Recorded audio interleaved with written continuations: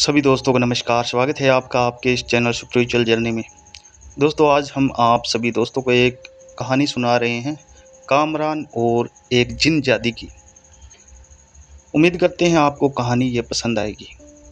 कई बार ज़िंदगी इंसान को ऐसे इम्तिहान में डाल देती है कि वे सांस तो लेता है लेकिन जीने की वजह भूल जाता है। ये कहानी है कामरान की, जिसका बचपन गरीबी में गुजरा। कामरान रेहड़ी पर फल बेचता था, जिससे मुश्किल से घर का गुजारा होता था और 2 वक्त की रोटी मिलती थी। वह ज़िंदगी से पूरी तरह मायूस हो चुका था, लेकिन एक दिन उसकी ज़िंदगी में एक खूबसूरत जिन जादी आई, जिसने उसकी दुनिया बदल दी और कामरान को जीना सिखाया। कामरान एक गांव का रहने वाला खूबसूरत, नेक और सादा सा लड़का था, जिसकी उम्र लगभग 25 साल थी। उसकी नीली आंखें और सुंदर चेहरा पूरे गांव में मशहूर था। लेकिन ज़िंदगी ने उसे इतने दुख दिए थे कि जवानी में ही उसके चेहरे पर झुर्रियाँ पड़ने लगी थी। कामरान का घर मिट्टी का बना हुआ था, टूटी फूटी दीवारों वाला, जंगल के बीच सुनसान जगह पर था। कामरान के पिता और माता की मृत्यु उसके बचपन में ही हो गई थी। उसकी एक बड़ी बहन थी जिसने कामरान के लिए अपनी जवानी कुर्बान कर दी थी। उसकी बहन लोगों के घरों में काम करके 2-4 पैसे कमाती थी, जिससे मुश्किल से 2 वक्त की रोटी मिलती थी और रोज़ लोगों की बातें सुननी पड़ती थी। कामरान धीरे धीरे बड़ा हो रहा था। उसे अपनी जवान बहन का लोगों के घरों में काम करना बहुत बुरा लगता था, लेकिन वे क्या करता, वे अभी कमाने के काबिल नहीं था। समय बीतता गया और कामरान अब जवान हो चुका था। कामरान अब 25 साल का हो गया था। उसने ज़िंदगी में बहुत दुख देखे थे। बचपन से ही ज़िंदगी बहुत मुश्किल से गुजरी थी। अभी अभी कामरान काम करने के काबिल हुआ था कि उसकी बहन बीमार हो गई। अब तो उसकी बहन की कमाई भी बंद हो गई थी। अब तो 2 वक्त की रोटी भी बंद हो गई थी। घर में भूखमरी थी। कामरान अपनी बहन को बीमार देखकर तुरंत घर से काम की तलाश में निकल पड़ा। बहुत जगह जाकर काम ढूंढा, लेकिन कहीं भी काम नहीं मिला और मायूस होकर शाम को घर वापस आ गया। कामरान बहुत उदास था। वह बहन, जिसने उसके लिए अपनी पूरी ज़िंदगी, पूरी जवानी कुर्बान कर दी थी, अब जब कामरान की बारी आई तो वे उसके लिए कुछ नहीं कर सका। कामरान ज़िंदगी से पूरी तरह मायूस हो चुका था। उसने बड़ी मुश्किल से अपने दोस्त से कर्ज लेकर एक रेहड़ी खरीदी, जिस पर फल बेचने का काम शुरू कर दिया, जिसकी कमाई से 2 वक्त की रोटी मिलने लगी। कामरान हर रोज़ सुबह सूरज उगने से पहले घर से निकलता, पुराने जूते पहनकर और बहन की दुआओं के साए में काम पर चला जाता था। वह जानता था कि अगर आज नहीं गया तो शाम को चूल्हा नहीं जलेगा। उसकी बहन की बीमारी बढ़ती जा रही थी। वे खांसती थी जैसे दिल हिल जाता। रात को अक्सर उसकी बहन दर्द से कराहती और कामरान अपने बिस्तर पर लेटकर रोता। वे अपनी बेबसी पर दिल ही दिल में जलता, अपनी किस्मत से शिकवा करता और फिर खुद को संभालता। उसे पता था कि शिकवे उसके जख्मों पर मरहम नहीं रख सकते। कामरान आज भी हमेशा की तरह फल बेचकर वापस आ रहा था। शाम के साए गहरे हो चुके थे। आसमान पर धीरे धीरे बादल छाए हुए थे और हवा में ठंडी बढ़ती जा रही थी। रास्ते में पक्षी अपने घोंसलों में वापस आ चुके थे और गांव की गलियां धीरे धीरे सुनसान होने लगी थी। कामरान के कदम थके हुए थे, लेकिन आज उसके दिल में एक हल्की सी खुशी थी। आज थोड़ी ज़्यादा कमाई हुई थी। भले ही वे मामूली रकम थी, लेकिन उस मामूली रकम में भी उसने बहन की दवाइयाँ खरीदने की योजना बना ली थी। इन्हीं सोचों में डूबा कामरान अपने घर की ओर जा रहा था। सामने वही सुनसान सड़क थी जो कब्रिस्तान के पास से गुजरती थी। यही रास्ता उसके घर को जाता था। यह सड़क जहाँ दिन के वक्त भी सुनसान रहता था, रात को पूरी तरह वीरान हो जाती थी। एक तरफ झाड़ियाँ, दूसरी तरफ पुराना कब्रिस्तान, जहाँ टूटी हुई कब्रें, सूखे पेड़ और सुनसानी बोलती थी। ये वह रास्ता था जहाँ से हर रोज़ गुजरते वक्त कामरान को अपने दिल की धड़कन सुनाई देती थी। लेकिन आज की रात कुछ अलग थी। ठंडी हवा बह रही थी जो कानों में सरगोशियां जैसे महसूस हो रही थी। कामरान ने कदम जरा तेज किए। वे जानता था कि ये रास्ता रोज का है और अब उसे इसकी आदत हो चुकी है, लेकिन फिर भी आज कुछ अजीब सा था। एक अजीब सी बेचैनी, एक अनजान सा डर। अभी वे थोड़ा ही आगे बढ़ा था कि अचानक उसे एक आवाज़ सुनाई दी, जैसे कोई रो रहा हो। कामरान के कदम रुक गए। उसने आसपास नजरें दौड़ाई। रास्ता वीरान था। आसपास कोई इंसान नहीं था, लेकिन ये किसी लड़की के रोने की आवाज़ थी जो सिसकियां ले रही थी। वे आवाज़ उसके बाईं तरफ कब्रिस्तान की ओर से आ रही थी। जहाँ बड़े बड़े पेड़ थे। कामरान आगे बढ़ा तो देखा कि एक सफ़ेद लिबास में लिपटी हुई नूरानी चेहरे वाली लड़की थी। कामरान ने पहली बार ऐसी खूबसूरत लड़की देखी थी। कामरान ने एक पल के लिए हिम्मत जुटाई, हल्के से खांसा और थोड़ा आगे बढ़कर पूछा, आप कौन हैं और इस वक्त यहाँ क्यों रो रही हैं? लड़की ने कमज़ोर सी आवाज़ में कहा, मेरे पैर में चोट लग गई है, क्या आप मेरी मदद कर सकते हैं? कामरान ने तुरंत झुककर देखा। सचमुच उसका बायां पैर काफ़ी जख्मी था। वे कराह रही थी और साफ दिखाई दे रहा था कि दर्द उसे परेशान कर रहा था। कामरान ने तुरंत अपनी जेब से रुमाल निकाला और सावधानी से उसके जख्मी पैर पर बांध दिया।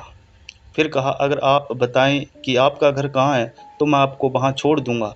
लड़की ने कुछ पल उसे देखा। उसकी आंखों में ना हैरानी थी ना डर, जैसे वे जानती हो कि कामरान उसे नुकसान नहीं पहुंचाएगा। उसने कहा, मैं यहीं पास में एक झोंपड़ी में रहती हूँ, मैं खुद चली जाऊंगी। कामरान दिल में सोचने लगा कि यहाँ तो मैंने पहले ऐसी लड़की नहीं देखी थी। उसे क्या पता था कि अब उसकी ज़िंदगी बदलने वाली थी। लड़की ने शुक्रिया कहा और धीरे धीरे अंधेरे में आगे बढ़ गई और उसकी नज़रों से ओझल हो गई। कामरान कुछ पल वहीं खड़ा रहा, जैसे किसी सपने से जागा हो। फिर एक सी हलन हुई और जल्दी से खुद को संभाला। रात और गहरी हो चुकी थी। वे चल पड़ा रोशनी की तलाश में, अपने टूटे फूटे घर की ओर, जहाँ एक बीमार बहन उसका इंतजार कर रही थी। लेकिन उस रात कामरान के दिल में एक तस्वीर नक्श हो चुकी थी। एक रहस्यमयी लड़की जो बहुत खूबसूरत थी। पता नहीं कौन थी और कहाँ से आई थी। कामरान उसी सोच में सो गया। अगले दिन सुबह सुबह वे उठा, फजर की नमाज पढ़ी और अपने काम के लिए घर से निकल पड़ा। फल मंडी जाकर फल खरीदे और रेहड़ी पर बेचने लगा। लेकिन उसके दिल में रात की वे मुलाकात अभी भी गूंज रही थी। कब्रिस्तान, वे लड़की, वे बातें, सब कुछ सपने जैसा लग रहा था। कामरान ने अपने दिल को समझाया कि शायद ये सब एक इत्तेफाक था। लड़की सचमुच मुश्किल में थी और बस इतना ही। लेकिन जब भी वे आंखें बंद करता, वे चेहरा सामने आ जाता। वे रहस्यमयी आंखें, वे हल्की सी मुस्कुराहट और वे दर्द भरी आवाज़। वे अपनी रेहड़ी पर फल सजा रहा था जब अचानक उसने उसी लड़की को देखा।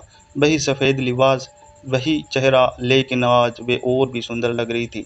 जैसे हवा ने उसके आसपास रुक जाना था, जैसे रोशनी ने उसे ही चुन लिया था।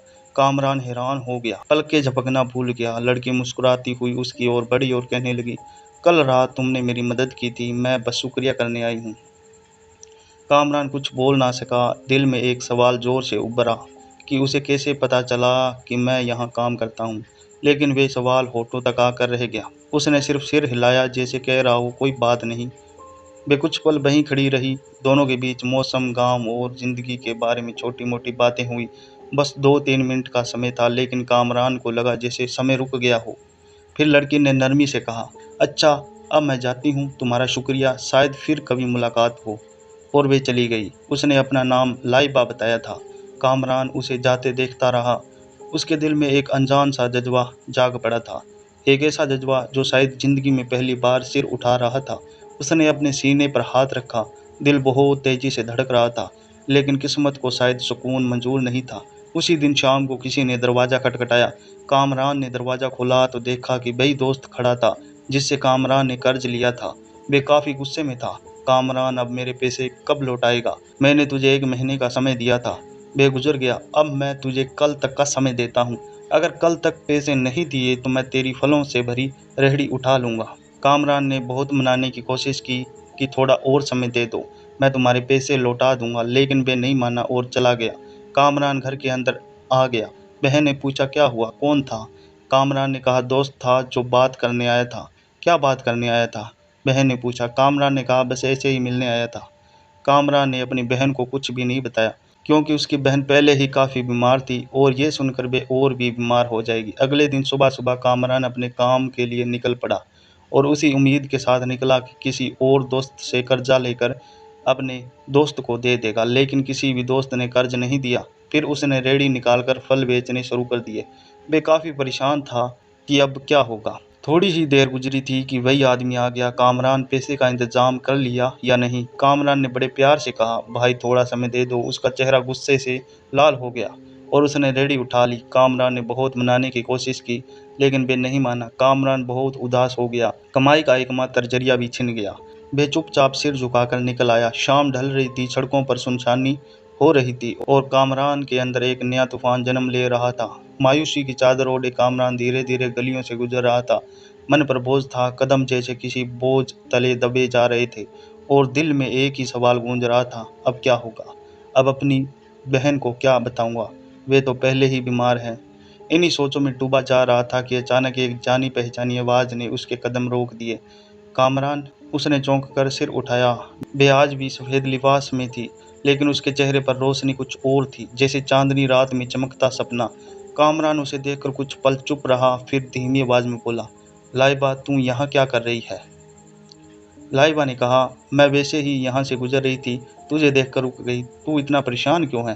कामरान ने कहा, एकमात्र कमाई का जरिया था, वे भी चला गया। अब बहन का इलाज, घर का खर्च, सब कुछ सपना बनकर रह गया। लाइबा के चेहरे पर हमदर्दी उभरी। वे पास आई और नरम लहजे में बोली, देख, ऐसी मायूसी तुझे और नीचे ले जाएगी। तू हिम्मत नहीं हारनी। फिर उसने अपना दुपट्टा जरा संभाला और जेब से कुछ रकम निकालकर कामरान की ओर बढ़ाई। ये रख ले, इससे तू अपना काम शुरू कर, बस हिम्मत ना हार, और जब तेरे पास पैसे हों तो मुझे लौटा देना। कामरान का चेहरा एकदम गंभीर हो गया। वे पीछे हटा, दोनों हाथ जोड़कर ना में सिर हिलाया। नहीं लाइबा, मेरी इज्जत ये गवारा नहीं करती कि मैं एक लड़की से पैसे लूं। लाइबा के चेहरे पर हल्की सी मुस्कुराहट आ गई, लेकिन उस मुस्कुराहट में एक गहराई थी। तूने भी तो जंगल में अंधेरे में मेरी मदद की थी। तूने मेरा नाम नहीं पूछा, ना मेरी अकेलेपन पर सवाल किया, बस इंसानियत दिखाई। अब मेरी बारी है, इसे एहसान ना समझ, एक हाथ थामने की कोशिश है, बस। कामरान चुप हो गया, दिल में तूफान बरपा था। खुदारी एक तरफ, बहन की दवाइयाँ, भूख, भूखमरी सब दूसरी तरफ। उसकी आंखें नम हो गई और वे धीरे से बोला, अगर तू इतना जोर ना देती तो मैं कभी ना लेता, लेकिन अब मैं वादा करता हूँ, ये पैसे बेकार नहीं जाने दूंगा। तेरा कर्ज मेरे दिल पर रहेगा और मैं इसे उतारूंगा। उसने रकम लेकर लाइबा का शुक्रिया अदा किया और चुपचाप बाहर निकल गया। सड़क पर आते ही वे एक नया इंसान महसूस कर रहा था, जैसे मायूसी की जगह उम्मीद ने ले ली हो, जैसे अंधेरे में कहीं एक चिराग जल उठा हो। बेरकम इतनी थी कि आसानी से एक छोटा मोटा कारोबार शुरू कर सकता था। कामरान रास्ते भर सोचता रहा कि मैं एक किराने की दुकान खोलूंगा, सच्चाई और मेहनत से अपनी रोजी कमाऊंगा। आज पहली बार उसे लग रहा था कि शायद उसकी ज़िंदगी में कुछ बदलने वाला है, शायद किस्मत ने फिर एक मौका दिया है। कामरान जब घर पहुंचा तो उसके चेहरे पर वही थकान थी, लेकिन आंखों में एक नई चमक थी। उसकी बहन दरवाजे के पास बैठी थी। जब उसने अपने भाई के कदमों की आवाज़ सुनी तो तुरंत खड़ी हो गई। सब खैरियत रही ना? कामरान ने मुस्कुराने की कोशिश की। बहन के सामने खुद को मजबूत जाहिर करने की आदत सालों पुरानी थी। हाँ, सब ठीक है, एक दोस्त ने कर्ज दिया है। मैं सोच रहा हूँ कि अब अपनी किराने की दुकान खोलूँगा और खूब कमाऊँगा। बहन ने आंखों में आंसुओं के साथ हाथ उठा लिए।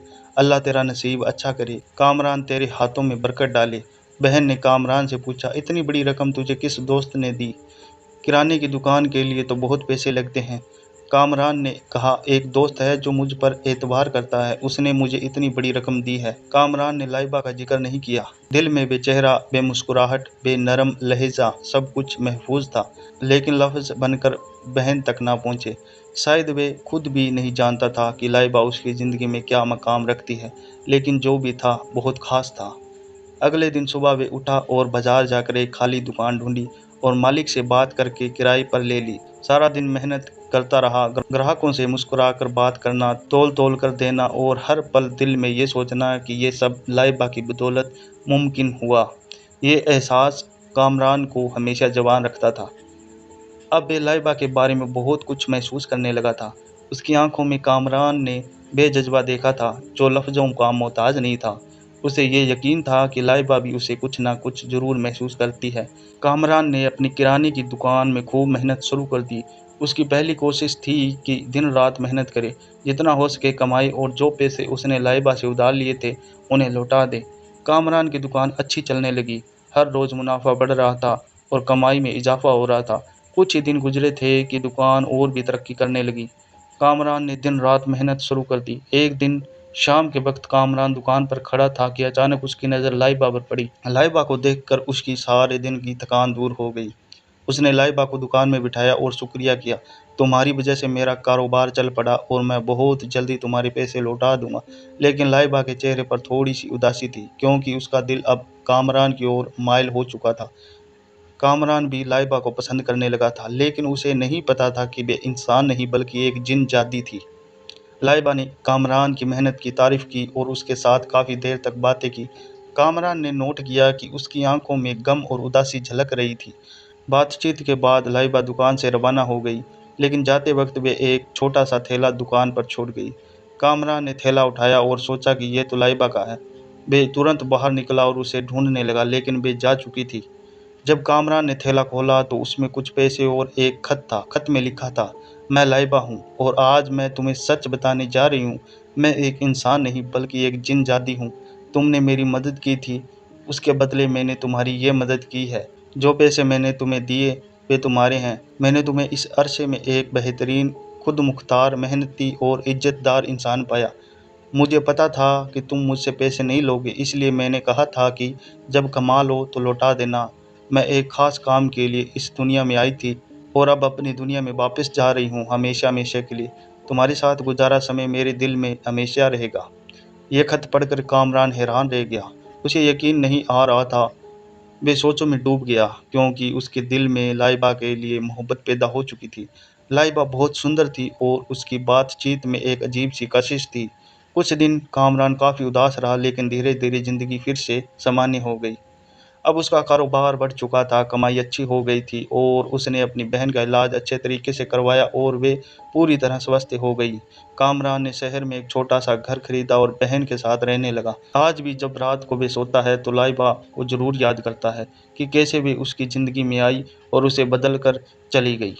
उसके दिल में आज भी उसके लिए मोहब्बत मौजूद है। कामरान के हालात काफ़ी बदल चुके हैं। घर में रौनक है, बहन ने उसका विवाह भी करवा दिया है और अब वे अपनी बीवी के साथ खुशी से रह रहा है, जबकि उसकी बहन भी खुशहाल ज़िंदगी गुजार रही है। तो दोस्तों, ये थी आज की हमारी कहानी। उम्मीद करता हूँ कहानी आपको पसंद आई होगी। अगर कहानी पसंद आई है तो चैनल को सब्सक्राइब करें, वीडियो को लाइक करें और भी ऐसी नई नई कहानियाँ आप लोगों के लिए समय समय पर लेके आते रहेंगे।